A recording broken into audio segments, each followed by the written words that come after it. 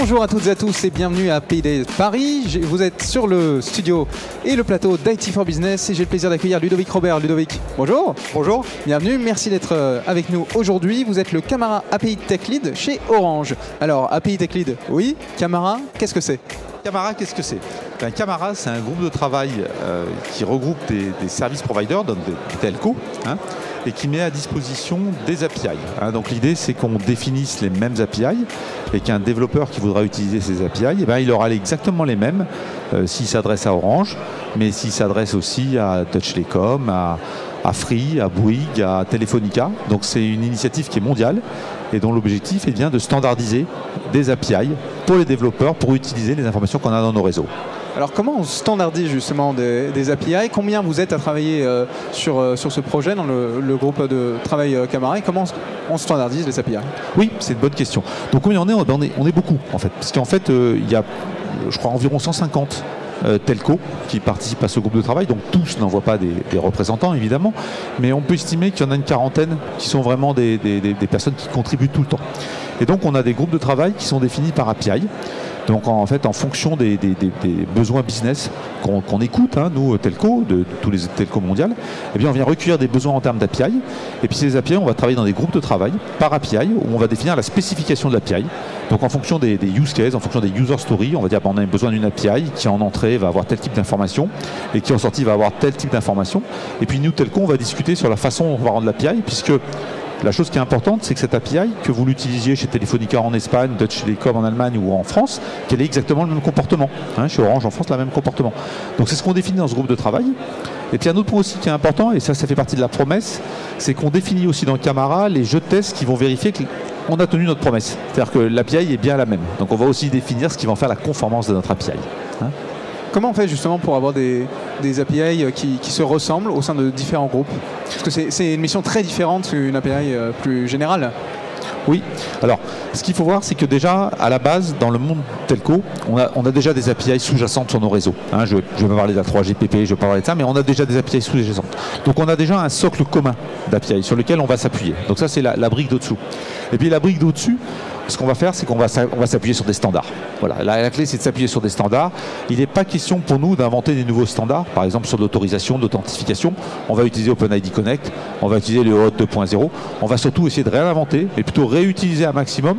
Et ce qu'on va concevoir, c'est vraiment ce qui est spécifique à notre métier de telco. Donc les informations, quelle information on va mettre en œuvre, comment on peut la rendre la plus simple possible, de façon à ce qu'un développeur qui ne soit pas un ingénieur en réseau ou un ingénieur telco ait à le comprendre. Et moi, souvent, quand je présente mes API, je me donne 2 minutes pour présenter une API. Voilà. Si en 2 minutes, je n'ai pas été capable d'expliquer l'API, je pense que c'est cuit. Voilà, c'est un peu l'objectif. Pas mal comme challenge. Aujourd'hui, vous étiez à Payday et vous avez participé à une conférence.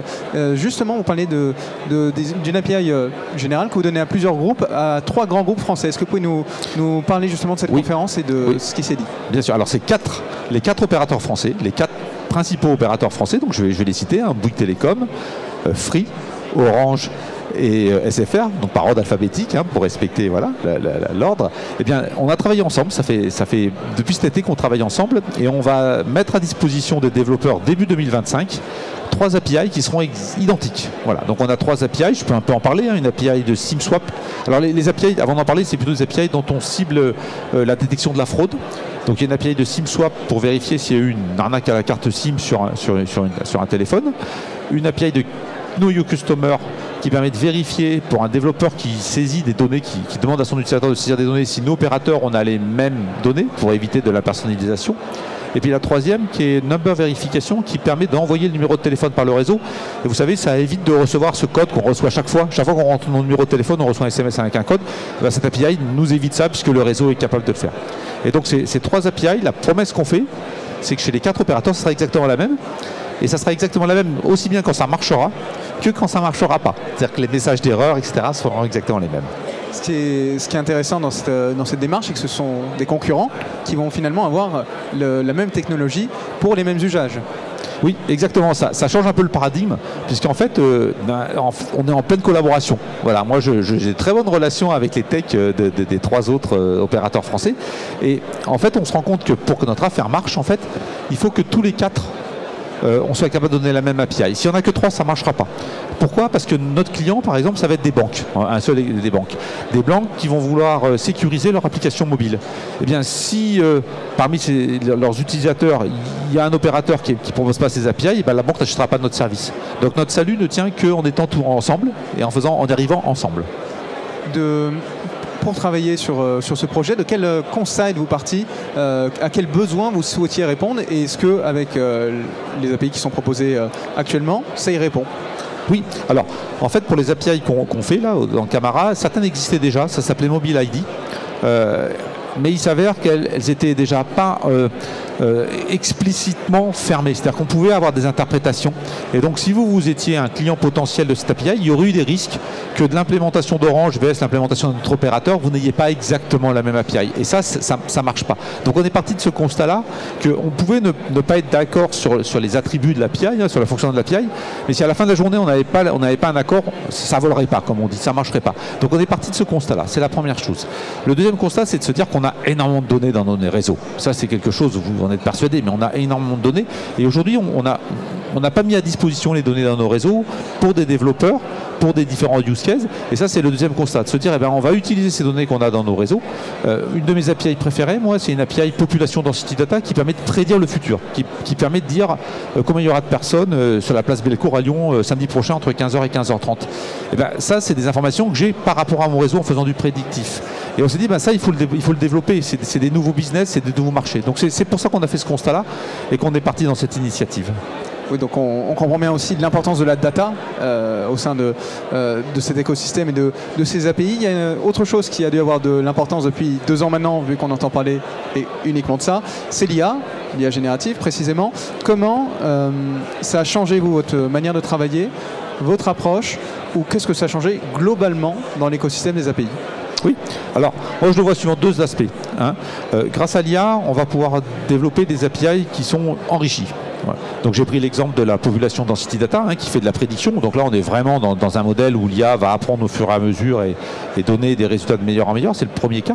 Le deuxième cas que je vois, c'est il y a une autre API qui fait de la prévision sur les performances du réseau. Donc supposez que vous voulez avoir une conférence dans le vidéo, sur Teams, sur WebEx, peu importe. Et donc ça va arriver. Et donc c'est de prédire avec le réseau que pendant la demi-heure que va durer votre conférence, vous allez avoir une connexion au top. Ça ne va pas bouger. Et bien là, il y a une API qui permet de prédire ça, de vous dire, eh ben oui, dans la demi-heure qui va venir, je vais t'assurer que ta connexion sera bonne. Et pour être capable de faire cette prédiction, eh ben on a besoin d'IA, on a besoin de regarder les données qu'on a, d'avoir regardé ces données, de voir par rapport à des contextes comment on va se comporter. Donc ça, c'est pour nos API. Donc en interne, on utilise déjà des modèles IA pour nos API. La deuxième chose, c'est que des API qu'on va donner sur le réseau, il y en a beaucoup. Et moi, je les vois un peu comme des petits bouts de Lego, vous savez, qu'on va assembler. Et donc, ce que je pense, c'est que des développeurs vont certainement utiliser ces API, ces données élémentaires qu'on a dans les API, pour les agréger, pour faire des services étendus. Et là aussi, je pense qu'il y aura des sauces secrètes qui vont être mises en œuvre pour avoir des services étendus. Et là aussi, je pense que l'IA peut être mise en œuvre pour être utilisée dans ces cadres-là. À moyen terme, quelles évolutions vous voyez dans l'écosystème API avec l'IA? Eh ben, moi, je le vois justement sur ces API évoluer. C'est-à-dire que moi, j'ai tendance à penser qu'on a énormément de données et que donc ces données vont servir à alimenter nos moteurs d'IA et qu'on va avoir des choses de plus en plus précises. Donc moi, la façon dont je le vois, c'est vraiment dans ce biais-là, de venir alimenter mon moteur, de venir après mesurer les résultats que j'ai. Si je reprends l'exemple de ma population density data, je serai capable de savoir finalement avec mes connexions combien il y a de personnes. Donc je serai capable de re-rentrer dans mon modèle ce qui s'est passé en vrai de façon à faire évoluer mon moteur, faire évoluer mon algorithme pour avoir quelque chose de plus précis. Donc je le vois beaucoup dans ce sens-là. Après, je pense qu'on ne peut pas encore imaginer tout ce qu'on pourra faire avec. Ça c'est clair, il y a énormément de données. Voilà, je pense qu'il y a encore énormément à découvrir. Bon, il va falloir bien rester informé pour suivre toutes ces évolutions parce qu'elles seront nombreuses. Ludovic, merci beaucoup d'être venu sur le plateau d'IT for Business. Je vous souhaite un excellent salon. Merci.